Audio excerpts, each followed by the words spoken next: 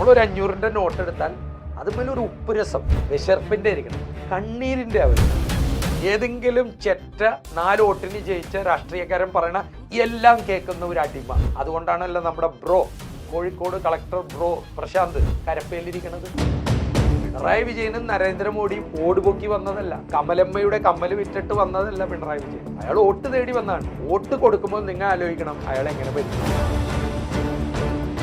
ഈ പ്രശ്ന സത്യപ്രതിജ്ഞ തന്നെ BJP എന്താ കാണിച്ചത്? ഗുരുവായൂരപ്പനെ പറഞ്ഞു, അന്തോണി സൂണ്യാളിനെ പറഞ്ഞു, ശബരിമല അയ്യപ്പനെ പറഞ്ഞിട്ട് സത്യത. ശരിക്കും ആ ചൊല്ലിക്കൊടുത്ത കളക്ടർ അപ്പുറത്ത് നിൽക്കുന്ന ഉദ്യോഗസ്ഥൻ എന്താ പറയണ്ട? റിപ്പീറ്റ്. ഇങ്ങനെയല്ല, ദൈവനാമത്തിൽ. നിലവിൽ ഇപ്പൊ എത്ര കേസുകളുണ്ട് താങ്കൾക്കെതിരെ? എൻ്റെ മരുമക്കളോട് ഞാൻ ഇപ്പോൾ പറയണത്, മോളെ ബക്കറ്റിൽ വെള്ളം എടുത്ത് തലയിൽ വെച്ച് സോപ്പ് വെച്ച് വീണ്ടും വെള്ളം ഒഴിച്ച് ടർക്കി ഇട്ട് തുറക്കാനും പറഞ്ഞു. കുളിമുറി എന്ന് പറഞ്ഞാൽ കേസെടുക്കും കേരളത്തിൽ.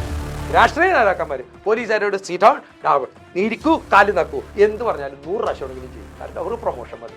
അതുകൊണ്ടാണ് അയ്യപ്പൻ്റെ സ്വർണം പോയത്. ഇന്ന് കേരള പോലീസിനെ ജനങ്ങൾക്ക് വെറും പുച്ഛവും അവജ്ഞയാവാൻ കാരണം രാഷ്ട്രീയക്കാരുടെ വെറും അടിമകളായതുകൊണ്ടാണ്. ഇന്ന് കേരളം ക്യാൻസറിൻ്റെ 4ാം സ്റ്റേജിലാണ്. ഇത് രക്ഷപ്പെടാൻ വളരെ സാധ്യത കുറവാണ്. 2030 ആവുമ്പോൾ ഈ ക്യാമറമാൻ ഇവിടെ ഇരിക്കുന്ന പെൺകുട്ടിയും നിങ്ങൾ ആരും തന്നെ പുറത്തേക്ക് ഒറ്റക്ക് സേഫായിട്ട് പോയില്ല. കാരണം ഒരുത്തനെ കമ്പി പിടിക്ക് തലക്കടിച്ച ഇവിടുത്തെ ജുഡീഷ്യറി ഇത്രയുള്ളതെന്ന് അവർക്ക് മനസ്സിലായി. അതാണ് എന്നെ കൊണ്ട് ഈ പച്ചക്ക് പറയിപ്പിക്കുന്നത്. ഇഞ്ചി മൈ മീൽ പാർട്ട്ണർ.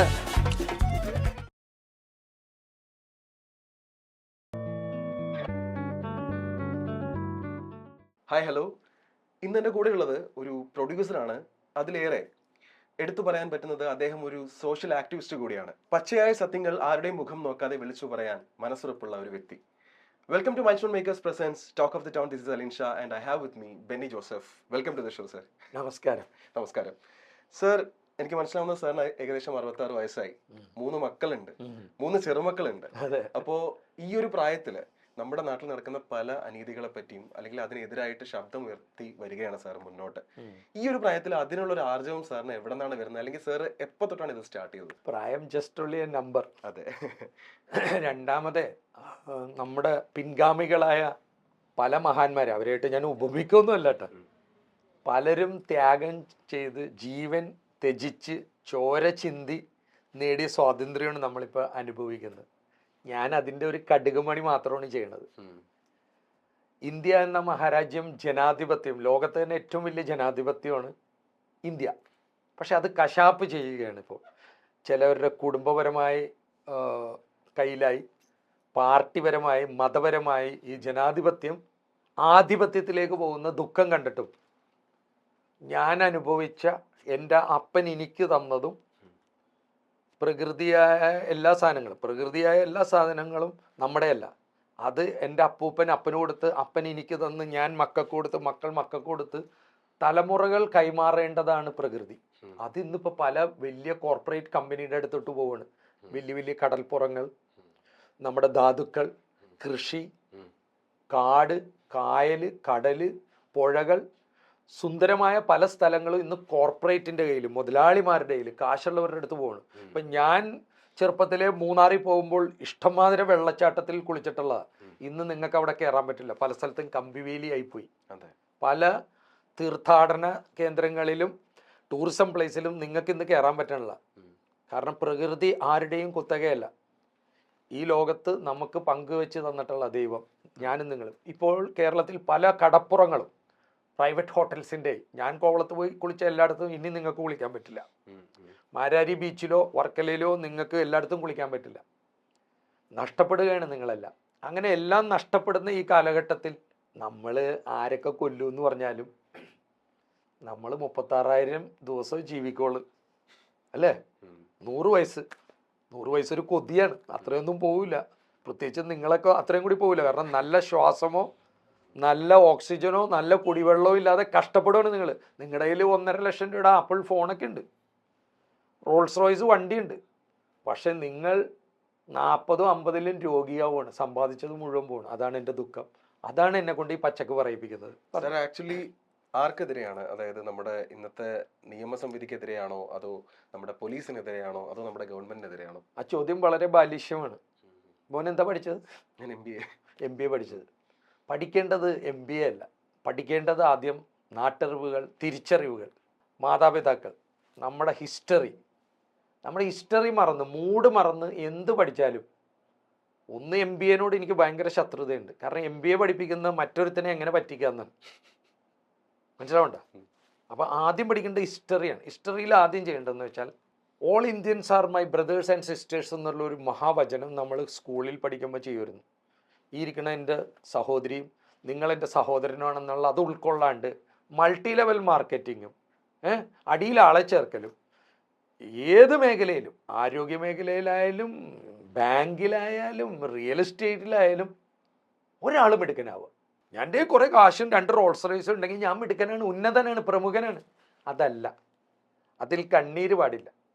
നമ്മളൊരു 500-ൻ്റെ നോട്ട് എടുത്താൽ അതുമേലൊരു ഉപ്പ് രസം വിശർപ്പിൻ്റെ ഇരിക്കണം, കണ്ണീരിൻ്റെ ആവരുത്.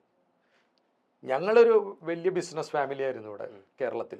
അറിയപ്പെടുന്ന ബിസിനസ്, റെയിൻബോ എന്ന് പറഞ്ഞാൽ അറിയാത്തവർ. എൻ്റെ അപ്പൻ മരിക്കുന്നവരെയും 1 രൂപയുടെ കള്ളത്തരം ചെയ്യാതെ മരിച്ചുകൊണ്ട് TP ജോസഫിൻ്റെ മകൻ എന്ന് എവിടെയും ആർജവത്തോടു കൂടി പറയാം. 1 രൂപയുടെ അഴിമതി നടത്താതെ കൃത്യമായി നടത്തിയ. ഇന്ന് അങ്ങനെ ഒരു ബിസിനസ് ചെയ്യാൻ പറ്റുമെങ്കിൽ ഞാൻ നിങ്ങൾക്ക് വെറുതെ പറയില്ല, കേരളത്തിലെ എല്ലാ മലയാളികളോടും ഞാൻ പറയണം, മഹാ സിനിമാ നടന്മാരോടും ഉന്നതനോടും പ്രമുഖനോടും മന്ത്രിയോടും ജഡ്ജിനോടും ഞാൻ പറയുകയാണ്, ഞാനൊരു 10 കോടി രൂപ, 10 കോടി രൂപ വലിയ എമൗണ്ട് അല്ലേ, 1000 ലക്ഷം വലിയ എമൗണ്ട് അല്ലേ, 1000 ലക്ഷം രൂപ നിങ്ങൾക്ക് ആർക്കും ഞാൻ തരാം. ഒരു 15 ദിവസത്തിനകം 10 കോടി രൂപ ഞാൻ ബാങ്ക് വഴി നിങ്ങൾക്ക്, ബാങ്ക് ഇൻട്രസ്റ്റിൽ, എനിക്ക് നിങ്ങൾ ഒരു ഇഡ്ഡലി പോലും മേടിച്ചു തരണ്ട, ബാങ്ക് ഇൻട്രസ്റ്റ് അടക്കണം. 10 കോടി രൂപ തന്നാൽ കൈക്കൂലി കൊടുക്കാതെ, രാഷ്ട്രീയക്കാരെ ഭയപ്പെടാതെ, ഉദ്യോഗസ്ഥരെ ഭയപ്പെടാതെ, മറഞ്ഞും തിരിഞ്ഞും ഒളിഞ്ഞും അല്ലാതെ ഒരു കച്ചവടം ചെയ്യാമെങ്കിൽ ഞാൻ പൈസ മുടക്കാം. ഇതാണ് എൻ്റെ വെല്ലുവിളി. ഇന്ന് IAS ആയാലും IPS ആയാലും, ഇപ്പം മോൻ 2 കുട്ടികൾ വന്ന് എൻ്റെ മകൻ ഒരു IAS എടുത്ത് ഒരു IPS എടുത്ത്, സത്യത്തിൽ I M A proud father അല്ലേ. എൻ്റെ മകൻ എറണാകുളത്ത് കളക്ടറാണെന്ന് പറയുന്നത്, എൻ്റെ മകൻ കൊച്ചിയിൽ പോലീസ് കമ്മീഷണറാണെന്ന് പറയുന്നത് എനിക്കൊരു ഇതല്ലേ. പക്ഷെ ഇന്ന് എൻ്റെ മകൻ എറണാകുളത്ത് കളക്ടറോ കമ്മീഷണറോ ആയാൽ ഞാൻ ഒട്ടും സന്തോഷിക്കില്ല. കാരണം അവർ കൂലിപ്പണിയാണ് ചെയ്യുന്നത്. ഏതെങ്കിലും ചെറ്റ 4 വോട്ടിന് ജയിച്ച രാഷ്ട്രീയക്കാരൻ പറയണ എല്ലാം കേൾക്കുന്ന ഒരു അടിമ. അതുകൊണ്ടാണല്ലോ നമ്മുടെ bro, Kozhikode collector bro Prashanth കരപ്പയിലിരിക്കണത്. അയാളൊരു കള്ളനാണോ? കളക്ടർ ബ്രോ എന്ന് പറയണ പ്രശാന്ത് IAS കള്ളനാണോ? ആണോ? അയാൾ എന്താ പറഞ്ഞത്? അയാൾ ഗവൺമെൻറ്റിൻ്റെ ചെയ്തികൾ, ഗവൺമെൻറ്റിൻ്റെ അഴിമതികൾ വിളിച്ചു പറഞ്ഞപ്പോൾ അയാളിപ്പോൾ കരപ്പയിലായി. കാരണം ജുഡീഷ്യറിയും ജേർണലിസവും മിനിസ്ട്രി, ഇങ്ങനെ 4 തൂണുകളാണല്ലോ ജനാധിപത്യത്തിൽ. ഈ 4 തൂണിൽ മാധ്യമങ്ങൾക്ക് ഭയങ്കര ഇളക്കം പറ്റി. ജുഡീഷ്യറിയാണ് ഇപ്പോൾ ആകെ ഉള്ളത്. ബ്യൂറോക്രസി പോലീസും ഇതും തകർന്നിരിക്കുന്നു. അപ്പം ഞാൻ ഇവർക്കല്ല എതിര്. നമ്മുടെ നാട്ടിൽ ഞാൻ എതിര് നമ്മുടെ രാഷ്ട്രീയക്കാർക്കാണ്. കാരണം പ്രധാനമന്ത്രിയും മുഖ്യമന്ത്രിയും നന്നാവണമെങ്കിൽ നമ്മൾ നന്നാവണം. കാരണം നമ്മ തിരഞ്ഞെടുക്കുന്നത് കൊഞ്ഞാണന്മാരാണെങ്കിൽ വി ഡിസർവിങ് ദാറ്റ്. പിണറായി വിജയനും നരേന്ദ്രമോദിയും ഓടുപൊക്കി വന്നതല്ല, കമലമ്മയുടെ കമ്മൽ വിറ്റിട്ട് വന്നതല്ല പിണറായി വിജയൻ. അയാൾ വോട്ട് തേടി വന്നതാണ്. വോട്ട് കൊടുക്കുമ്പോൾ നിങ്ങൾ ആലോചിക്കണം അയാൾ എങ്ങനെ ഭരിക്കുമെന്ന്. ജനാധിപത്യത്തിൽ ഒരു കളക്ടറെയും ഒരു കമ്മീഷണറെയും നമുക്ക് വലുതായിട്ട് ശിക്ഷിക്കാൻ പറ്റില്ല. കാരണം ഇവിടെ നിന്ന് അല്ലെങ്കിൽ വേറെ ട്രാൻസ്ഫർ. പക്ഷെ ഒരു രാഷ്ട്രീയക്കാരൻ ശരിയല്ലെങ്കിൽ നമുക്ക് 5 വർഷം കഴിയുമ്പോൾ അവനെ തോൽപ്പിക്കാം. എന്തുകൊണ്ട് തോൽപ്പിക്കുന്നില്ല? ഇപ്പം ശശി തരൂർ ഈ ഇടക്ക് പറഞ്ഞു, ഞാൻ 15 കൊല്ലമായിട്ട് പറയണതാണ്, പക്ഷെ ഞാൻ പറയണതിന് വലിയ കാര്യമില്ലല്ലോ, നമ്മൾ ഒരു തെരുവ് പട്ടിയല്ലേ. ശശി തരൂർ പറഞ്ഞ്, ഇനി നിങ്ങൾ ചിഹ്നം നോക്കരുത്, പാർട്ടി നോക്കരുത്, ചിഹ്നം നോക്കരുത്, കൈപ്പത്തി, താമര, അരിവാള്, ചുറ്റിക, കോടാലി, വെട്ടുകത്തി എന്നൊന്നും നോക്കരുത്. ഇനി നിങ്ങൾ നോക്കേണ്ടത് ആ നിൽക്കുന്ന ആൾ, അവൻ കുടുംബം നോക്കുന്നവനാണോ, അവൻ സമൂഹത്തിൻ്റെ ഇടയിൽ മാന്യനാണോ, സത്യസന്ധനാണോ, നീതിമാനാണോ, ആരോഗ്യമുള്ളവനാണോ, അറ്റ്ലീസ്റ്റ് നടക്കാൻ പറ്റണം. പലതും മന്ത്രിയായ പിറ്റേ ദിവസം തൊട്ട് നമ്മുടെ നികുതി പണം എടുത്ത് അമേരിക്കയിലും മൂലക്കുരു ചികിത്സിക്കാൻ പോകും, അവിടെ പോയി ഇതല്ലേ പരിപാടി. നമുക്ക് സ്കൂളിൽ പോകണമെങ്കിൽ ഒരു നിയമമുണ്ട്, നമുക്ക് ഡ്രൈവിങ്ങിൽ ഒരു നിയമമുണ്ട് അല്ലേ, കീപ്പ് ലെഫ്റ്റിൽ കൂടി ഓടിക്കണം. നമുക്ക് ഡിഗ്രിക്ക് പോകണമെങ്കിൽ ഇന്ന സർട്ടിഫിക്കറ്റ് വേണം, എല്ലാത്തിനും ഒരു നിയമമുണ്ട്. രാഷ്ട്രീയത്തിൽ വല്ല നിയമമുണ്ടോ? ജയിലിൽ കിടന്നും പാസ്സാവാം, തോറ്റിട്ട് അങ്ങോട്ട് മാറാം ഇങ്ങോട്ട് മാറാം. രാഷ്ട്രീയത്തിൽ മാത്രം ഒരു നിയമമില്ല. ഒരു 40-50 കൊല്ലം മുമ്പ് രാഷ്ട്രീയത്തിൽ ഒരാൾ വന്നെന്ന് പറഞ്ഞാൽ കുടുംബക്കാർ സമ്മതിക്കില്ല. കാരണം കയ്യിൽ നിന്ന് കാശും പോവും, ആ കുടുംബം ഇല്ലാണ്ടാവും. ഈ സമയത്ത് ഞാൻ എൻ്റെയൊക്കെ ഗുരുവായ പറമ്പിത്തറ മാഷ് എന്ന് പറയും. പറമ്പിത്തറ മാഷൊക്കെ നിന്നാൽ ജയം തന്നെ. പക്ഷെ കുടുംബം പോയി. EMS കുടുംബം പോയി. നല്ല നല്ല രാഷ്ട്രീയക്കാരൊക്കെ നിങ്ങൾ എടുത്തു നോക്കിക്കോ, അവർ രാഷ്ട്രീയത്തിൽ വന്ന് അവരുടെ കുടുംബം പോവും, പ്രത്യേകിച്ച് സമ്പത്ത് പോവും. ഇന്ന് ഒരു പഞ്ചായത്ത് മെമ്പറായാൽ അവൻ കോടീശ്വരനാണ്, അവന് ഫ്ലാറ്റായി. എന്താ കാരണം? സത്യത്തിൽ നമുക്കറിയാം ഇതൊരു വ്യവസായമല്ല, ഒരു തൊഴിലുമല്ല രാഷ്ട്രീയം. പക്ഷെ ഇന്ന് ഏറ്റവും ബെസ്റ്റ് 10 പൈസ മുടക്കാതെ ഇൻവെസ്റ്റ്മെൻ്റ് ഇല്ലാതെ കിട്ടുന്നത് മുഴുവൻ ചോദിച്ചു വാങ്ങാൻ പറ്റിയത്, അല്ലെ കിട്ടുന്ന വേണ്ടാത്ത അംഗീകാരങ്ങളും വേണ്ടാത്ത സമ്പത്തും കിട്ടുന്ന ഒരു മേഖല രാഷ്ട്രീയമായി. അതുകൊണ്ട് ഇപ്പോൾ കുറച്ച് പിള്ളേരൊക്കെ MLA ആവാനൊക്കെ ആയിട്ട് വീട് വിറ്റിട്ട് MLA ആവണവരുണ്ട്. എന്താണെന്ന് വെച്ചാൽ അവന് 10 വീട് വേറെ പണിയാം. അതിന് മാറ്റം ഉണ്ടാവണം. അപ്പം താങ്കൾ എന്നോട് ചോദിച്ചു രാഷ്ട്രീയക്കാരാണോ, പോലീസാണോ, ജുഡീഷ്യറി ആണോ, മാധ്യമം? അല്ല, രാഷ്ട്രീയ മാറ്റം ജനാധിപത്യത്തിൽ ഉണ്ടാവണം. അതിന് ചെറുപ്പക്കാർ ബഹുമാനപൂർവ്വം ഒരാളെ ഇടപെടാന്നൊന്നും വിളിക്കണ്ട. എൻ്റെ ലാംഗ്വേജ് വരെയും ചില സ്ഥലത്തൊക്കെ സ്ലിപ്പ് ആവാറുണ്ട്. ദേഷ്യം കൊണ്ടാണ്, മനഃപൂർവ്വമല്ല. വളരെ ബഹുമാനത്തോടു കൂടി ഭരണഘടന അനുസരിച്ച് നിയമവാഴ്ചയ്ക്ക് വേണ്ടി നിയമാനുസൃതം നിങ്ങൾ ചെറുപ്പക്കാർക്ക് ചോദ്യം ചോദിക്കാൻ പറ്റിയാൽ, എന്താടാ ഏതാടാ എന്ന് ചോദിക്കാൻ പറ്റിയാൽ ജനാധിപത്യം നന്നാവും. അവിടെ അപ്പനോ അമ്മയോ മാതാപിതാക്കളോ സുഹൃത്തുക്കളോ നോക്കരുത്. അതുകൊണ്ടാണല്ലോ ഇവരുടെ സത്യപ്രതിജ്ഞ എങ്ങനെയുണ്ട്? സ്നേഹമോ വിദ്വേഷമോ ഒന്നുമില്ലാതെ ഞാൻ ഭരിക്കുമെന്നും പറഞ്ഞിട്ടാണ് ഈ സത്യപ്രതിജ്ഞ. അപ്പം ഈ പ്രാവശ്യത്തെ സത്യപ്രതിജ്ഞ തന്നെ BJP എന്താ കാണിച്ചത്? ഗുരുവായൂരപ്പനെ പറഞ്ഞ്, അന്തോണി ഉണ്ണിയാളിനെ പറഞ്ഞ്, ശബരിമല അയ്യപ്പനെ പറഞ്ഞിട്ട് സത്യത. ശരിക്കും ആ ചൊല്ലിക്കൊടുത്ത കളക്ടർ അപ്പുറത്ത് നിൽക്കുന്ന ഉദ്യോഗസ്ഥൻ എന്താ പറയണ്ട? റിപ്പീറ്റ്. ഇങ്ങനെയല്ല, ദൈവനാമത്തിൽ അവന് സത്യപ്രതിജ്ഞ ചെയ്യാം, വേണ്ട ദൃഢപ്രതിജ്ഞ ചെയ്യാം. എങ്ങനെയാണ് ഗുരുവായൂരപ്പനും, ഞാനിപ്പോൾ പറയുകയാണ് TP വധക്കേസിൽ കൊന്ന കൊലയാളി സിന്ദാബാദ് എന്നൊക്കെ പറഞ്ഞ് എനിക്ക് ചെയ്യാൻ പറ്റുമോ? ദാവൂദ് ഇബ്രാഹിം എന്ന് പറഞ്ഞിട്ട് എനിക്ക് ചെയ്യാൻ പറ്റുമോ? ഇവിടുത്തെ കേരളത്തിലെ ഗുണ്ടകളുടെ പേര് പറഞ്ഞ് എനിക്ക് ചെയ്യാൻ പറ്റുമോ? അവിടെ നിർത്തണമായിരുന്നു. ഇതെന്താ പോക്കെന്നറിയോ? കേരളത്തിൻ്റെ ഇപ്പോഴത്തെ പോക്ക് ഇന്ത്യയുടെ പോക്ക് ഞാൻ കൂട്ടുന്നില്ല. എന്താണെന്നറിയോ? കേരളം ഡിഫറൻ്റ് ആണ് എപ്പോഴും. കേരളം നമ്പർ 1 ആണ് എപ്പോഴും. നിങ്ങൾ ചെറുപ്പക്കാർ നശിപ്പിച്ചുകൊണ്ടിരിക്കുകയാണ് കേരളത്തെ. നിങ്ങൾ ചെറുപ്പക്കാർ നശിപ്പിച്ചുകൊണ്ടിരിക്കുകയാണ്. അതിന് കാരണക്കാർ നിങ്ങളല്ല, എന്നെ പോലെയുള്ള മാതാപിതാക്കൾ ചോദിക്കണം. നിങ്ങൾ സ്വപ്നത്തിൽ വിചാരിച്ചിട്ടുണ്ട് കേരളത്തിൽ ഇത്രയധികം കഞ്ചാവും മയക്കുമരുന്നും വരുന്നു? ഇവിടുത്തെ ഭരണകൂടം അറിയാണ്ട്, ഇവിടുത്തെ രാഷ്ട്രീയക്കാരറിയാണ്ട്, രാഷ്ട്രീയക്കാർ പോലീസുകാരെ സഹായിക്കാണ്ട് ഇത്രയധികം കഞ്ചാവും മയക്കുമരുന്നും ഇവിടെ വരുമോ? വന്നാൽ തന്നെ പിടിക്കണവൻ എങ്ങോട്ട് പോണ്? ഒരു സാധനം ഞാൻ ഇന്ന് ബ്രേക്കിംഗ് ഇടാം. സ്വന്തം അമ്മയെ മകൻ ബലാത്സംഗം ചെയ്ത, റേപ്പ് ചെയ്ത, തല്ലുന്ന, കൊല്ലുന്ന ഒരു കാലഘട്ടം ഇതിനു മുമ്പ് ഇത്രയും ഉണ്ടായിട്ടുണ്ടോ? ഇല്ല. ഒറ്റപ്പെട്ട സംഭവങ്ങളുണ്ടാവും. ഇതിപ്പോൾ ഒറ്റപ്പെട്ട ഈ മന്ത്രിമാർ എന്തെങ്കിലും പറഞ്ഞ ഒരു തള്ളുണ്ട്. ഒറ്റപ്പെട്ട സംഭവം ബെന്നി ജോസഫ് പെരുപ്പിച്ച് കാണിക്കുന്നു. ഇപ്പം എല്ലാം ഒറ്റപ്പെട്ട 1000 സംഭവം, ഒറ്റപ്പെട്ട 1000ാമത്തെ സംഭവം.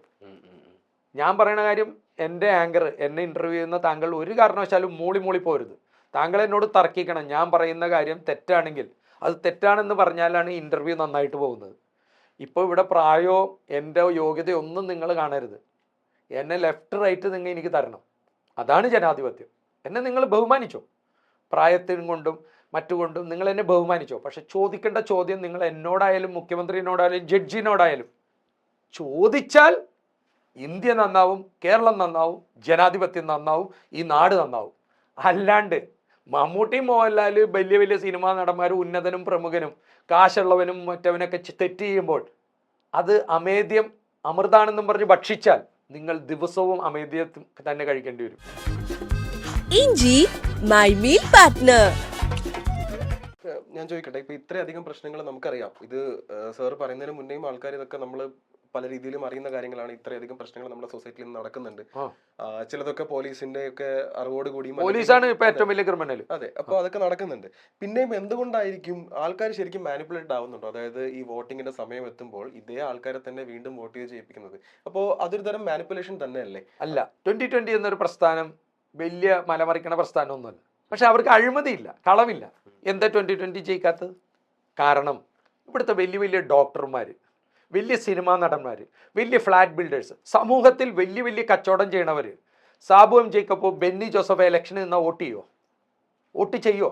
ഞാൻ ചോദിക്കണേ, ഞാൻ വേണ്ട. ഇനി ഗാന്ധിജിയും മാർപ്പാപ്പയും മദർ തെരേസയും, മാർപ്പാപ്പ, ഗാന്ധിജി, മദർ തെരേസ ഇവിടെ ഒരു പഞ്ചായത്ത് ഇലക്ഷനിൽ നിന്നാൽ ജയിക്കോ? ഉത്തരം പറഞ്ഞു, ജയിക്കില്ല. എന്തുകൊണ്ടാണ് ജയിക്കാത്തത്? താങ്കൾക്ക് ഉത്തരവില്ല, ഞാൻ പറയാം എന്തുകൊണ്ടാണ് ജയിക്കാത്ത. ഒരു മഹാ സിനിമാ നടൻ, ഞങ്ങൾ കുറേ സിനിമ പഠിച്ചാണ്, നമുക്കറിയാം. ഒരു സിനിമക്ക് നമുക്കൊക്കെ അറിയാം 10 കോടി 25 കോടിയാണ് ഇവർ മേടിക്കണം എന്ന് നിങ്ങൾക്ക് അറിയാമല്ലോ ഒരു സിനിമക്ക്. ഇൻകം ടാക്സിൽ ഇവർ 2 കോടി കാണിക്കണ്ടാവോ? ഇത്രയും കാശുണ്ടായിട്ടും ഇവരൊക്കെ ഭൂട്ടാനിൽ നിന്ന് പിന്നെയും കാറ് കൊണ്ടുവരിക അല്ലേ? ഇവിടുത്തെ ഡോക്ടർമാർക്ക് കിട്ടുന്ന പൈസയുടെ പകുതി ഇൻകം ടാക്സ് അടക്കും. സാബു എം ജേക്കബോ മദർ തെരേസയോ ഗാന്ധിജിയോ മാർപ്പാപ്പയോ ഇലക്ഷനിൽ നിന്നാൽ ഇവിടുത്തെ വലിയ വലിയ ഇൻഡസ്ട്രിയലിസ്റ്റിനോടും ഇവിടുത്തെ വലിയ വലിയ വ്യാപാരികളോടും സ്വർണ്ണക്കടക്കാരോടും ഫ്ലാറ്റുകാരോടും നികുതി അടക്കാൻ പറയും. അപ്പോൾ താങ്കൾ ഇവിടുത്തെ ഒരു ബിൽഡറാണ്, ഒരു സ്വർണ്ണക്കടയുണ്ട്, താനൊരു സിനിമാ നടനാണെന്ന് വിചാരിക്കും, താങ്കൾ എനിക്ക് വോട്ട് ചെയ്യുമോ? സത്യമേ പറയാൻ പാടുള്ളൂ. കംപ്ലീറ്റ് ഞാൻ നികുതി അടിപ്പിക്കും കൃത്യമായിട്ട്. ഇവിടെ എങ്ങനെയാണെന്ന് വെച്ചാൽ നമ്മളൊരു ബിസിനസ് ചെയ്യുമ്പോൾ ഇപ്പം യൂറോപ്പിലും അമേരിക്കയിലൊക്കെ നമുക്ക് മെഡിക്കൽ ഇൻഷുറൻസ് ഒക്കെ ഫ്രീ ആണ്, വലിയ സൗകര്യങ്ങൾ കിട്ടുന്നത്. അമേരിക്ക ഭയങ്കര നികുതിയാണ് കാനഡയൊക്കെ മേടിക്കുന്നത്. പക്ഷെ ജനങ്ങൾക്ക് തിരിച്ചു കൊടുക്കണം ഫെസിലിറ്റി. നമ്മളിപ്പോൾ ഇവിടെ ഒരു ക്യാമറമാനെ പട്ടി അടിച്ചിട്ടുണ്ടെങ്കിൽ ജനറൽ ആശുപത്രി പോയാൽ ഇഞ്ചക്ഷൻ ഇല്ല 72 രൂപക്ക്. പക്ഷെ പുഴപ്പോൾ 7200 രൂപക്ക് കിട്ടും. അപ്പോൾ അവൻ കയ്യിൽ നിന്ന് എടുക്കും. മനസ്സിലുണ്ടോ? അപ്പം ഞാൻ പറഞ്ഞു വരുന്നത് 99% കട്ട് തിന്നുന്ന ഒരു വർഗമായി പോയി നമ്മൾ. ഒരു പരിധിവരെ ഞാനൊന്നും പറയാം, ഞാനിത് ഈ സമൂഹത്തിൽ നിന്ന് മാറിയിക്കാൻ പറ്റില്ല. ആണോ?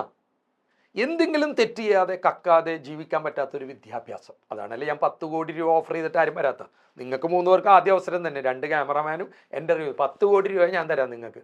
നീയൊക്കെ ജീവിക്കാൻ വന്നതല്ലേ ഇവിടെ. നീ എന്ന് വിളിക്കണേൽ ക്ഷമിക്കണം, എൻ്റെ മക്കളെ പോലെയാണ് നിങ്ങളെ. അതുകൊണ്ടാണ് നിങ്ങളോട് ഞാൻ ചോദിക്കുന്നത്, 10 കോടി ഈ സ്റ്റുഡിയോയിൽ ഇരുന്ന് ഞാൻ നിങ്ങൾക്ക് ഓഫർ ചെയ്യണം അല്ലേ? വെറുതെ തള്ളിയിട്ട് പോവുമല്ല. ഇവിടുത്തെ അംഗീകൃത ബാങ്കിൽ നിന്ന് എൻ്റെ ആധാരം വെച്ച് ഞാൻ നിങ്ങൾക്ക് ലോൺ തരാം. പക്ഷെ കൈക്കൂലി കൊടുക്കാൻ പറ്റില്ല. വലിയ വലിയ മുതലാളിമാർ 2 ഹെലികോപ്റ്ററും ജെറ്റും ഒക്കെയുള്ള ഇവിടുത്തെ മുതലാളിമാരുണ്ട്. MLA മന്ത്രിയും വരുമ്പോൾ ഇങ്ങനെ നിൽക്കണം, കാലൊക്കെ വളച്ചിട്ട് ഇങ്ങനെ. അങ്ങനെയൊന്നും നിൽക്കാൻ പറ്റില്ല. നമ്മളെല്ലാവരും ബഹുമാനിക്കും, അന്തസ്സായിട്ട് നിൽക്കും. ഇനി പാർട്ടിക്കൊക്കെ ചിലപ്പോൾ നമ്മൾ 1 ലക്ഷമൊക്കെ കൊടുക്കും. പക്ഷെ കുത്തിനെ വെച്ച് മേടിക്കരുത്. തനിക്കറിയോ ഇവിടുത്തെ ഓരോ ഇലക്ഷന് ഓരോ പാർട്ടിക്കാരും ഇവിടുത്തെ ബിസിനസ്സുകാരുടെ നിന്നും സിനിമാ നടന്മാരും പ്രമുഖ ബിസിനസ് ഫ്ലാറ്റ് ബിൽഡേഴ്സിൽ നിന്നൊക്കെ മേടിക്കണ എത്രയായിരിക്കും? ഒരു ഉദ്ദേശം പറഞ്ഞാൽ മതി. ഒരു ഇലക്ഷൻ വരുമ്പോൾ അത് പഞ്ചായത്താവട്ടെ നിയമസഭയാവട്ടെ, ഒരു ഇലക്ഷന് വലിയ വലിയ ബിൽഡേഴ്സ്, നിങ്ങളെല്ലാം ചെറുപ്പക്കാരാണല്ലോ, അറിഞ്ഞിരിക്കേണ്ട. ഈ ഇൻ്റർവ്യൂ പുറത്തോട്ട് പോണതിന് മുമ്പ് നിങ്ങൾ മനസ്സിലാക്കുക. ഒറ്റ ചോദ്യം, എത്ര രൂപ മേടിക്കണ്ട? ഒരു ഉദ്ദേശം പറഞ്ഞാൽ ഇവിടുത്തെ ഒരു നല്ല കുറേ മുതലാളിമാരെ മനസ്സിൽ സങ്കല്പിക്കുക. ഞാൻ ഇന്ന ആളെന്ന് പറയണ്ട. കുറേ മുതലാളിമാരെ നിങ്ങൾക്ക് അറിയാമല്ല, കുറേ മഹാസിനിമ നാടന്മാരെയൊക്കെ നിങ്ങൾക്ക് അറിയാം, പ്രൊഡ്യൂസേഴ്സിന് അറിയാം. ഒരു ഇലക്ഷൻ എത്ര രൂപ കൊടുക്കണ്ടാവും എന്ന് പറഞ്ഞ മോനെ? 19 കോടിക്ക് അവന് വിവരമുണ്ട്. 5 കോടി 10 കോടി എല്ലാവരും കൊടുത്തിരിക്കുക. അല്ല അവൻ്റെ ബിസിനസ് അന്ന് കൂട്ടും. നമ്മുടെ രാഷ്ട്രീയക്കാർക്ക് നമ്മളെ സഹായിക്കാൻ ഒരു വകുപ്പുമില്ല അവരുടെ കയ്യിൽ. മനസ്സിലാവണ്ട? നിനക്കൊരു നേരം ഭക്ഷണം തരാൻ, നിങ്ങൾക്കൊരു നേരം ഒരു സഹായം ചെയ്യാൻ രാഷ്ട്രീയക്കാരുടെ കയ്യിൽ ഒരു കാര്യമില്ല. പക്ഷെ ഒരുത്തൻ്റെ വാൽറ്റ്യൂബ് പോരാൻ, ഒരുത്തനെ പണ്ടാരം എടുക്കാൻ ഇവിടുത്തെ ഉദ്യോഗസ്ഥരുടെ അടുത്തും രാഷ്ട്രീയക്കാരുടെ അടുത്തും ഇഷ്ടംമാരെ വെപ്പൺസ് ഉണ്ട്, ടൂൾസ്. മനസ്സിലാവണ്ട? അവർ ഒരു നിയമം കൂടെ ഉണ്ടാക്കി. ഇപ്പം നമ്മുടെ സീറ്റ് ബെൽറ്റ്, ഹെൽമെറ്റ്, പുക സർട്ടിഫിക്കറ്റ് പിടിക്കണം. നല്ല കാര്യം.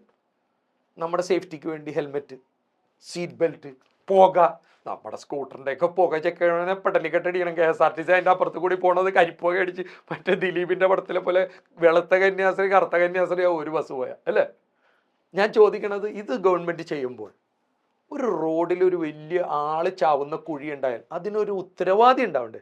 ഒരു റെസ്പോൺസിബിൾ പേഴ്സൺ, അക്യൂസ്ഡ്, ഒരു കുറ്റവാളി അവിടെ ഉണ്ടാവണ്ടേ? എന്തുകൊണ്ടാണ് എറണാകുളത്തും കേരളത്തിലുള്ള റോഡിൽ ഒരു വലിയ പെടുമരണ കുഴി? ഞാൻ ചെറിയ കട്ടർ വിട്ട് കളഞ്ഞത് നമ്മൾ ശീലിച്ചു പോയല്ല. ഇനിയിപ്പോൾ ചെറിയ കട്ടറില്ലെങ്കിൽ നമുക്ക് കേരളത്തിൽ എത്തിയെന്ന് മനസ്സിലാവില്ല. വലിയൊരു കുഴി ഉണ്ടെങ്കിൽ ആ PWD ആ റോഡിൻ്റെ എഞ്ചിനീയറിനെ ഒരു കുറ്റപത്രം പോലീസിന് കൊടുത്ത് FIR ഇടാൻ വകുപ്പില്ലേ? ഞാൻ എടുപ്പിച്ചിട്ടുണ്ട്. പക്ഷേ അപ്പോഴേക്കും രാഷ്ട്രീയക്കാർ ഇറങ്ങി ഞാൻ കേരള വാട്ടർ അതോറിറ്റിയുടെ എഞ്ചിനീയറേയും ചീഫ് എഞ്ചിനീയറേയും ഡെപ്യൂട്ടി എഞ്ചിനീയറേയും അറസ്റ്റ് ചെയ്യിപ്പിച്ചാണ്. പക്ഷേ ആ SIനെ ട്രാൻസ്ഫർ ചെയ്ത്. റോട്ടിലെ കുഴിക്ക് നിങ്ങൾക്ക് കേസെടുക്കാം. ഒന്ന്, എൻ്റെ മുമ്പിലിരിക്കുന്ന നിങ്ങളടക്കം പുതിയ മക്കൾക്ക് ഭരണഘടനയിൽ നമ്മൾക്ക് ഉപയോഗിക്കാൻ പറ്റിയ കുറേ നിയമമുണ്ട്. പക്ഷെ ഒരു വിരൽ അങ്ങോട്ട് ചൂണ്ടുമ്പോൾ 3 വിരൽ ഇങ്ങോട്ട് ചൂണ്ടുന്നുണ്ട്.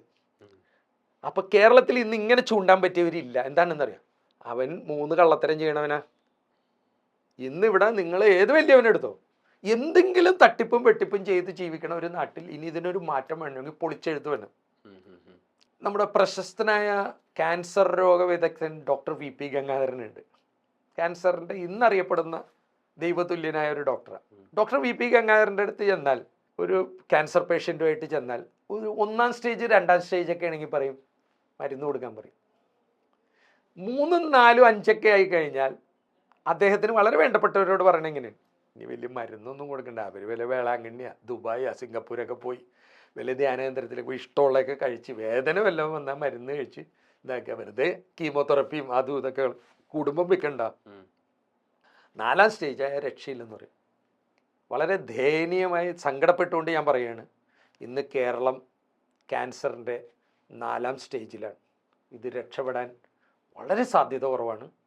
2030 ആകുമ്പോഴേക്കും, അധികമൊന്നും ഞാൻ നീട്ടി പറഞ്ഞില്ല, പണ്ടൊക്കെ നമ്മൾ പറയും 25 കൊല്ലം, 2030 ആകുമ്പോൾ ഈ ക്യാമറമാൻ ഇവിടെ ഇരിക്കുന്ന പെൺകുട്ടിയും നിങ്ങൾ ആരും തന്നെ പുറത്തേക്ക് ഒറ്റക്ക് സേഫായിട്ട് പോയില്ല. കാരണം ഒരുത്തന്നെ കമ്പി പിടിക്ക് തലക്കടിച്ച ഇവിടുത്തെ ജുഡീഷ്യറി ഇത്രയുള്ളതെന്ന് അവർക്ക് മനസ്സിലായി. രാഷ്ട്രീയ സ്വാധീനം ഉണ്ടെങ്കിൽ ലാവ്ലിൻ കേസ് ഒരു കോടതി 36 തവണ മാറ്റി വെക്കുക. ഇതെന്താ, ജുഡീഷ്യറിയെ കളിയാക്കണ വെല്ലുവിളിക്കുകയാണ്. ഒന്ന് എന്തിനും ഏതിനും കോടതി പോയാൽ 30, 40 കൊല്ലം കിട്ടുമെന്ന് ജനങ്ങൾക്കൊരു മെസ്സേജ് കൊടുക്കുന്നുണ്ട്. It's very wrong. നമ്മുടെ പാവപ്പെട്ടവൻ്റെ അവസാനത്തെ ആശ്രയമാണ് ജുഡീഷ്യറി അല്ലേ. ലോകായുക്തിനെ എന്ത് ചെയ്ത് 2018 വെള്ളപ്പൊക്കത്തിൻ്റെ ദുരിതാശ്വാസ നിധിയിൽ നിന്നും MLA അല്ലാത്തൊരു രാഷ്ട്രീയ പ്രവർത്തകന് 10 ലക്ഷം രൂപ കൊടുത്ത് ചോദ്യം ചെയ്ത്. ഇതിൻ്റെ പ്രശ്നം എന്താണെന്ന് വെച്ചാൽ, എന്നെപ്പോലെ ഒരു സാധാരണക്കാരൻ, ഒരു പൊതുപ്രവർത്തകൻ കോടതിയിൽ കേസിന് പോയാൽ ഞാൻ ഒറ്റക്കാണ്. ഞാൻ 27ഓളം പൊതു താല്പര്യ ഹർജികൾ ഹൈക്കോടതിയിൽ പല വിധത്തിലുള്ള കേസുകൾ നടത്തുന്നുണ്ട്. ഞങ്ങൾ ഒറ്റക്ക ഫൈറ്റ് ചെയ്യണം. എനിക്കെതിരാണ് മുഴുവൻ മിഷണറിയും ജനവും പാർട്ടിയും. ഇപ്പം ഞാൻ റോഡ് കട്ടറിന് നടത്തുന്നുണ്ട്. ക്യാൻസറിൻ്റെ മരുന്ന് നിങ്ങൾക്കൊക്കെ അറിയാം, 10 രൂപയുടെ മരുന്ന് 100 രൂപക്കാണ് വിൽക്കണമെന്ന് നിങ്ങൾക്കൊക്കെ അറിയാം. അത് പണ്ട് എങ്ങനെയാണെന്ന് വെച്ചാൽ, നിങ്ങൾക്ക് കേരളത്തിൽ മാല പൊട്ടിച്ച് ഓടണവരെ കാണാം, പോക്കറ്റ് അടിക്കുന്നവരെ കാണാം. ഇന്ന് അതില്ല. ഇന്ന് എങ്ങനെയാണെന്നറിയോ, ടൈം കോട്ട് ഇട്ടിട്ട് Le Meridien hotel, holiday inn, Marriott, Hyatt agency, അങ്ങനെ വലിയ ഹോട്ടലിൽ ടൈ കെട്ടിയിട്ടാണ് നിങ്ങളെ പറ്റി വിളിച്ചു വരുത്തുകയാണ്. മക്കളെ ഇതിൽ പൈസ ഇടുക. പിന്നെ മോട്ടിവേഷൻ എന്നും പറഞ്ഞ് ഒരു പുതിയ ഉടായ്പുണ്ട്. വലിയ വലിയ ബിസിനസ്സുകാരെ കൊണ്ടുവന്ന് കൊഞ്ഞനം കുത്തിക്കുക, പട്ടി തണ്ടിന്ന് വിളിക്കുക, കാശ് കൊടുത്തിട്ടെ, മോൻ്റെ 5000 രൂപ കൊടുത്ത് റെസിറ്റ്, എടാ പട്ടി തണ്ടി എന്ന് പറയുന്ന മോട്ടിവേഷൻ ക്ലാസ്. ഒരുത്തന്നെ എയർപോർട്ടിൻ്റെ അവിടെ വലിയ ബോർഡ് എഴുതി വെച്ചേക്കണം, കടം കൊടുക്കരുത് ശത്രുക്കളെ ഉണ്ടാവുന്നു. ഇതെൻ്റെ അമ്മൂമ്മ പറഞ്ഞാണ്. പക്ഷെ അത് മോട്ടിവേഷനിലൂടെ അല്ല. കഞ്ഞി തരുമ്പോൾ എൻ്റെ അമ്മൂമ്മ പറയും, എടാ കടം കൊടുക്കരുത് വഴക്കുണ്ടാവും കേട്ടാണ്. ഇന്നത് മോട്ടിവേഷനാണ്. എന്നിട്ട് നിങ്ങൾ അവൻ്റെ ഫോളോ ചെയ്യാൻ കുറേ ആൾ. ഇപ്പം ഞാൻ എൻ്റെ യൂട്യൂബും ഫേസ്ബുക്കിലും എപ്പോഴും 2000 പേരാണ് റിപ്പോർട്ട് അടിക്കണം. എൻ്റെ ഒരു പ്രോഗ്രാം 30 ലക്ഷം പേരൊക്കെയാണ് മിനിമം അത് കണ്ടുകൊണ്ടിരുന്നത്. എൻ്റെ പച്ചക്ക് പറയുന്ന പ്രോഗ്രാം അങ്ങോട്ട് പോയാൽ അപ്പം തന്നെ റിപ്പോർട്ട് അടിക്കും. അതുകൊണ്ട് ഷെയർ ബട്ടണില്ല, എനിക്ക് പൈസ ഇല്ല, ഒന്നുമില്ല. അല്ലെങ്കിൽ ഒരു 4-5 ലക്ഷം രൂപ മാസം എൻ്റെ പേജിൽ നിന്ന് ഇപ്പോൾ 10 രൂപയില്ല. ഒന്ന് നിങ്ങൾക്കറിയാം, എനിക്കിങ്ങനെ തള്ളാൻ പറ്റില്ല. യൂട്യൂബും ഫേസ്ബുക്കും പബ്ലിക് ഡൊമൈനിലാണ് അതിൻ്റെ പൈസ. എൻ്റെ യൂട്യൂബിൽ നിന്ന് എന്ത് കിട്ടുമെന്നും എൻ്റെ ഫേസ്ബുക്കിൽ നിന്ന് എന്ത് കിട്ടുമെന്നും നിങ്ങൾക്കെല്ലാം അറിയാം. കാരണം 35% ടാക്സ് കൊടുത്തിട്ട് ലണ്ടനിൽ നിന്ന് വരുന്ന പൈസയാണിത്. എൻ്റെ യൂട്യൂബിൽ നിന്നും ഫേസ്ബുക്കിൽ നിന്നും കഴിഞ്ഞ 3 വർഷമായിട്ട് 10 പൈസയില്ല. പക്ഷെ ഞാൻ പച്ചക്ക് പറയൽ നിർത്തില്ല. കാരണം ഞാൻ പച്ചക്ക് പറയണത് കാശിന് വേണ്ടിയിട്ടല്ല. രണ്ടാമത്തെ ഒരു കാര്യം, നിങ്ങൾ എന്തെങ്കിലും കണ്ടിട്ടുണ്ടോ, ബാക്കി എല്ലാവരും ഏത് പ്രോഗ്രാം ചെയ്താലും അവിടെ മണിയടി, ഇവിടെ ഞെക്കി, ഞങ്ങളെ ഷെയർ ചെയ്ത് ഫോളോ എന്ന് പറയില്ലേ. എൻ്റെ ഇന്നേ വരെ, കാരണം ഞാനത് നിങ്ങൾക്ക് വേണ്ടി, സമൂഹത്തിന് വേണ്ടി കഷ്ടപ്പെട്ട് ചെയ്യുന്ന പ്രോഗ്രാമാണ് പച്ചക്ക് പറയണത്, കാശിന് വേണ്ടിയിട്ടല്ല. അപ്പം ഞാൻ ഒരിക്കലും പറയില്ല ഷെയർ ചെയ്യൂ, അവിടെ ഞെക്കും, ഇവിടെ വെക്കും. അതേ സ്ഥാനത്ത് നിങ്ങളുടെയൊക്കെ എന്തെങ്കിലും നല്ല പ്രോഗ്രാം കണ്ടാൽ ഞാൻ ആൾക്കാരോട് പറയും നിങ്ങൾ ഷെയർ ചെയ്യണം. കാരണം ഇപ്പോൾ നിവിൻ പോളിയുടെ ഫാർമ എന്ന് പറഞ്ഞ അത് ഓൾമോസ്റ്റ് എൻ്റെ സ്ക്രിപ്റ്റാണ്. ഞാൻ 18-20 കൊല്ലമായിട്ട് കൊണ്ടു കിടക്കുന്ന കാര്യങ്ങളാണ് അതിൻ്റെ അകത്ത് വന്നേക്കണം. ഞാനത് നിവിൻ പോളി പറയാതെ തന്നെ ഞാൻ എൻ്റെ പേജിലും നാട്ടുകാരോടൊക്കെ പറയും, നിങ്ങൾ ഫാർമ കാണണം, അത് ഇവിടെ നടക്കണം, സത്യസന്ധമായ അഴിമതിയാണ്, ഇതിനൊരു പരിധി വരാൻ നിങ്ങളിത് കാണണം, പ്രതികരിക്കണം. എന്നെങ്കിലും എൻ്റെ പച്ചക്ക് പറയണം നല്ലൊരു കാര്യം. ഷാജൻ മറുനാടൻ പലപ്പോഴും പറഞ്ഞിട്ടുണ്ട് കേട്ടോ, ബെന്നിയുടെ ഇത് കാണണം, ബെന്നിയുടെ ഇത് കാണണം എന്ന്. പച്ചക്ക് പറയണം എൻ്റെ എല്ലാം ശരിയാണെന്നൊന്നും ഞാൻ പറയാൻ ആളല്ല. പക്ഷേ എൻ്റെ 95% സ്റ്റോറീസും എൻ്റെ പച്ചക്ക് പറയുന്ന പ്രോഗ്രാമിൽ 95% നാടിനും നാട്ടുകാർക്കും നിങ്ങൾക്കും വേണ്ടിയിട്ടാണ്. ഇവിടുത്തെ ചെറുപ്പക്കാർക്ക് വേണ്ടി, ഇവിടുത്തെ പുതിയ ജനറേഷൻ ഇവിടെ മാന്യവും മര്യാദയും ഐശ്വര്യവും സമാധാനമായിട്ട് ജീവിക്കാൻ വേണ്ടി, ആരോഗ്യപരമായി ജീവിക്കാൻ വേണ്ടിയാണ് ഞാൻ ഈ പച്ചക്ക് പറയണത്. പക്ഷേ ആർക്കും വേണ്ടത്. നേരത്തെ നമ്മൾ സംസാരിച്ചില്ലേ, അതായത് ഇപ്പോൾ ഒരു റോഡിൽ ഒരു കുഴി ഉണ്ടെന്നുണ്ടെങ്കിൽ നമുക്ക് അതിന് കേസ് കൊടുക്കാനുള്ള ഒരു വകുപ്പുണ്ട്, കാരണം അതിന്റെ മറ്റേ അറ്റത്ത് ഒരു കുറ്റവാളി എന്തായാലും ഉണ്ട് അല്ലെ. പക്ഷേ ഇതുപോലുള്ള വളരെ ബേസിക് ആയിട്ടുള്ള കാര്യങ്ങൾ പോലും എനിക്ക് തോന്നുന്നു ഒരു +2 വരെ അല്ലെങ്കിൽ ഒരു കോളേജിൽ പഠിക്കുന്ന വിദ്യാർത്ഥികൾക്ക് വരെ അറിവില്ല. കാര്യം എന്ന് പറഞ്ഞു കഴിഞ്ഞാൽ നമ്മൾ പഠിക്കുന്ന കോൺസ്റ്റിറ്റ്യൂഷൻ അല്ലെങ്കിൽ ലോ എന്ന് പറയുന്നത് നമ്മുടെ അക്കാഡമിക്സിൽ വളരെ കുറവാണ്. അല്ല 8ാം ക്ലാസ് തൊട്ട് ഇപ്പൊ തുടങ്ങിയിട്ടുണ്ട്. പക്ഷെ പറഞ്ഞു അതെ. അപ്പോ ഇത് ശരിക്കും വളരെ ചെറുപ്പത്തിൽ തന്നെ നമുക്ക് കുട്ടികളെ ആ രീതിയിൽ വളർത്തിക്കൊണ്ട് വരണ്ടേ. അതായത് അവര് നമ്മുടെ നിയമസംഹിതയെ പറ്റിയിട്ട് നമുക്കുള്ള ലൂപ്പ് ഹോൾസും അല്ലെങ്കിൽ നമുക്ക് ഇപ്പോഴും ഫോർ എക്സാമ്പിൾ നമുക്കൊരു ലീഗൽ ഫോം ഫില്ല് ചെയ്യാൻ നമുക്കൊരു അഡ്വക്കേറ്റിന്റെ ആവശ്യം വരുന്നുണ്ട്. കാരണം നമുക്കത് അറിയില്ല എന്താണ് ചെയ്യേണ്ടതെന്നുള്ളത്. മേ ബി ഇപ്പോൾ പുതിയ തലമുറ വളർന്നു വരുമ്പോൾ അവർക്കെങ്കിലും ഒരു മാറ്റം ഉണ്ടാകുമായിരിക്കും. കാരണം 8ാം ക്ലാസ് തൊട്ട് കോൺസ്റ്റിറ്റ്യൂഷൻ അല്ലെങ്കിൽ ലോ അവർ പഠിക്കുന്നുണ്ടെന്നുള്ളത്. സോ ഇതിനെ സാർ എങ്ങനെയാണ് നോക്കി കാണുന്നത്? അതിനാണ് ഞാൻ പറഞ്ഞത്, ഇന്നത്തെ കുട്ടികൾ, നിങ്ങളടക്കം, ഞാൻ നിങ്ങളെ മാറ്റി വരുന്നത്, എൻ്റെ മക്കളടക്കം അടിത്തറ ഇളകിപ്പോയി. അതായത് ദുൽഖർ ഏത് പടത്തിലാണ് ഇപ്പൊ പുതിയത് അഭിനയിക്കണം, അവന്റെ പുതിയ വണ്ടി ഏതാണെന്ന് വെച്ചാൽ മിക്കവാറും എല്ലാവരും പറയും. രേണു സുധി പെരേര എവിടെ ഉണ്ടെന്ന് വെച്ചാൽ നിങ്ങൾക്ക് അറിയാൻ പറ്റും. പക്ഷേ നമ്മുടെ അപ്പൂപ്പൻ എവിടെയുണ്ട്, അമ്മായിയുടെ മോൻ എവിടെ ഉണ്ടെന്ന് വെച്ചാൽ നമുക്ക് അറിയാൻ പറ്റില്ല. ഇന്ത്യൻ ഭരണഘടനയിൽ നമുക്ക് നമ്മുടെ നാവിന് voice of freedom of speech. ഇപ്പം ഞാൻ ഈ ഇടയ്ക്ക് PT തോമസുമായിട്ടൊരു കേസുണ്ടായി, മരിച്ചുപോയ PT തോമസിൻ്റെ ഒരു കാര്യം ഞാൻ ശക്തമായി പറഞ്ഞു. എന്നെ നിയമസഭയിൽ വിളിച്ചു വരുത്തി ചോദ്യമൊക്കെ ചെയ്തു. ഞാൻ പറഞ്ഞ് അവരെന്നെ ശിക്ഷിക്കാനാണ് ശ്രമിച്ചത്. എനിക്ക് നല്ല ധൈര്യം ഉണ്ടായി. ഹൈക്കോടതി പോയിട്ട് ഞാൻ ആ ഫ്രീഡം ഓഫ് സ്പീച്ച്, എന്നോട് എല്ലാ IAS ഉദ്യോഗസ്ഥരും മന്ത്രിമാരടക്കം എന്നെ ചോദ്യം ചെയ്തത് നിയമസഭയിൽ. ആരും അറിയപ്പെടാതെ ഒരു വാർത്തയാണ് ഇപ്പോൾ പറയുന്നത്. എന്നെ ചേംബറിൽ വിളിച്ചു, എല്ലാവരും കൂടി ഇരുത്തി എന്നെ ഒറ്റക്ക്, ഇവൻ വക്കീലിനെ സമ്മതിച്ചില്ല അവർ. അതൊക്കെ തെറ്റാണ്. പക്ഷേ എനിക്ക് വയലെ നാക്കും, എനിക്കിതിന് കഴിവുള്ളതുകൊണ്ട് ഞാൻ അവിടെ പോയിരുന്നു. 2 മന്ത്രിമാർ, 4 MLA മാർ, 2 IAS ഉദ്യോഗസ്ഥർ PT തോമസിനെതിരെ നിങ്ങൾ പറഞ്ഞ കാര്യത്തിനെതിരെ ഞങ്ങൾ നടപടി എതിർക്കാതിരിക്കാൻ എന്ത് ചെയ്യണമെന്ന് ചോദിച്ചു. ഞാൻ പറഞ്ഞു ഞാൻ തെറ്റായ ഒരു കാര്യവും പറഞ്ഞിട്ടില്ല. പിന്നെ സംസാരിച്ചത് ഫ്രീഡം ഓഫ് സ്പീച്ച്, എനിക്കത് ഗാന്ധിജി മേടിച്ചു തന്നാണ്, അത് ഇനിയും പറയുമെന്ന് പറഞ്ഞു. ഇനിയും പറയുന്നുണ്ട്. അന്ന് എൻ്റെ പേരിലൊരു പുസ്തകമുണ്ട്, ഞാൻ ആ പുസ്തകം നിങ്ങൾക്ക് വാട്സപ്പിൽ സെൻഡ് ചെയ്ത് തരാം. ആ പുസ്തകമൊക്കെയാണ് സ്കൂളിൽ പഠിപ്പിക്കേണ്ടത്. വല്ലവരുടെയും മെക്കിട്ട് കയറിയിട്ട് വല്ലവരുടെയും പറമ്പിലെ തേങ്ങ മോഷ്ടിച്ചിട്ട് വല്ലവരുടെ വീട്ടിലും കുളിമുറി പോയി എത്തി നോക്കി വല്ല പെണ്ണിനും പിടിച്ചിട്ടല്ല വന്ന് ഫ്രീഡം ഓഫ് സ്പീച്ച് പറയേണ്ടത്. ഇന്നത്തെ രാഷ്ട്രീയക്കാരെന്താ, നീ കട്ടില്ലേടാ, നീയും കട്ടില്ലേടാ, ഒരുത്തൻ പെണ്ണ് പിടിച്ചില്ല അപ്പോൾ അവൻ്റെ MLA പെണ്ണ് പിടിച്ചില്ലേ, ഇവൻ പിടിച്ചാലേ വെക്കണം. ഇപ്പം നമ്മുടെ ഈ പ്രാവശ്യത്തെ പണ്ടൊക്കെ തെരഞ്ഞെടുപ്പുകളിൽ ആ നാട്ടിലെ വികസനം, തോട് ക്ലീനിങ്, സ്കൂള്, വിദ്യാലയം, ആശുപത്രി അങ്ങനെ ശരിയാക്കുന്നല്ലേ. ഇന്നത്തെ തെരഞ്ഞെടുപ്പിൽ എന്തായിരുന്നു, അവൻ പെണ്ണ് പിടിച്ചില്ലേ, അവൻ ആ പെണ്ണുമായിട്ട് അങ്ങോട്ട് പോയില്ലേ, ഇവൻ കട്ടില്ലേ, അയ്യപ്പൻ്റെ സ്വർണം കട്ടില്ലേ. നമ്മുടെ വിഷയമാണ് ഭൈ. ജനാധിപത്യത്തിൽ ഒരു മന്ത്രി കട്ടെങ്കിൽ ഇവിടുത്തെ പോലീസ് കൃത്യമായി അയ്യപ്പൻ്റെ സ്വർണം കട്ടതോ അല്ലെ സ്വപ്നയുടെ സ്വർണം കൊണ്ടുവന്നോ സരിത സോളാർ കൊണ്ടുവന്നതോ മറ്റ് MLA മാർ പെണ്ണ് പിടിച്ചതോ നമ്മുടെ വിഷയമാണ്.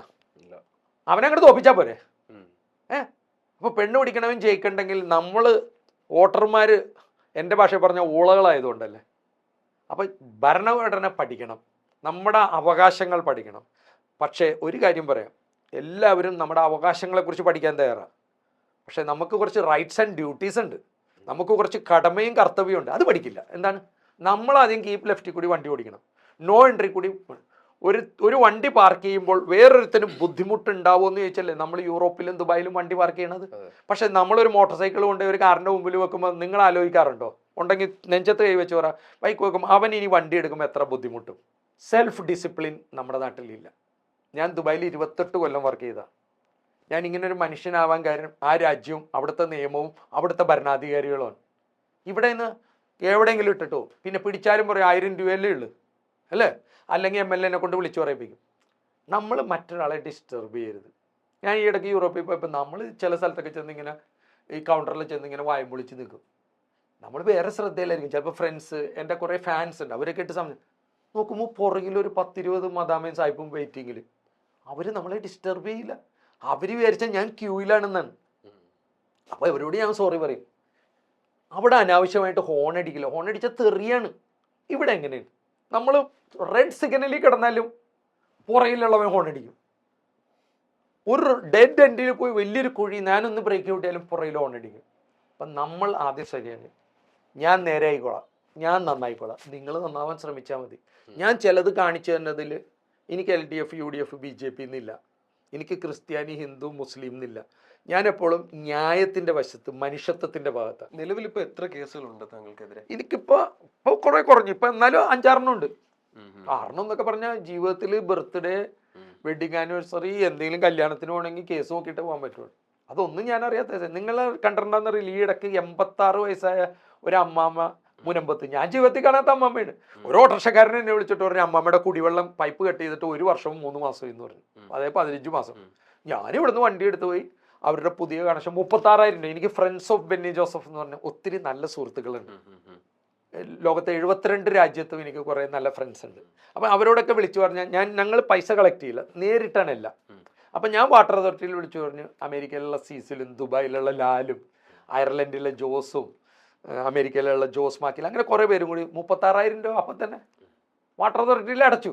ഞാൻ ഈ അമ്മമ്മക്ക് പൈപ്പ് കണക്ഷൻ കൊടുക്കുമ്പോൾ അവിടുത്തെ കൗൺസിലർ ഇങ്ങോട്ട് വരുവാണ്, ഒരു സ്ത്രീ. അപ്പം ഞാൻ ക്യാമറയും കൊണ്ട് ചെന്നിട്ട് ചോദിച്ചു എൻ്റെ ആയുധം അതാണല്ലോ തോക്ക്. ഞാൻ ചോദിച്ചു ഇവിടുത്തെ കൗൺസിലറല്ലേ ഈ 86 വയസ്സായ അമ്മമ്മയുടെ കുടിവെള്ളം കട്ട് ചെയ്തിട്ട് 36,000 രൂപ ബില്ല്, ആ അമ്മമ്മക്ക് 100 രൂപയുടെ വെള്ളം മതി, പൈപ്പ് എവിടെ ലീക്കായി പോയതാ, നിങ്ങൾക്ക് അതൊന്ന് സെറ്റിൽ. ഇവരെന്നോട് പറഞ്ഞു ക്യാമറ ഓഫ് ചെയ്യും. ഞാൻ പറഞ്ഞു ഓഫ് ചെയ്യില്ല എന്ന് പറഞ്ഞു. ഇവര് ഞാൻ വീഡിയോ എടുത്തെന്നും ഒക്കെ പറഞ്ഞ്. അപ്പം ഞാൻ അന്ന് സംസാരിച്ചപ്പോൾ അവരോട് പറഞ്ഞു നമ്മൾ പൊതുവഴിയിൽ ഒരു കൗൺസിലറോട് ചോദിക്കുന്നു നിങ്ങൾ എന്താ ഇവർക്ക് കുടിവെള്ളം കൊടുക്കും. ഞാൻ മാഡം താങ്കൾ എന്നല്ലാണ്ട് നീന്നും കൂടി വിളിച്ചിട്ടില്ല, എടീന്ന് വിളിച്ചിട്ടില്ല കേട്ടോ, തെറി വിളിച്ചിട്ടില്ല. ഞാൻ എല്ലാം ചോദിച്ചു മാഡം എന്താണ് നിങ്ങൾ അവരുടെ വെള്ളത്തിന് ഒരു കൗൺസിലറല്ലേ നിങ്ങൾ.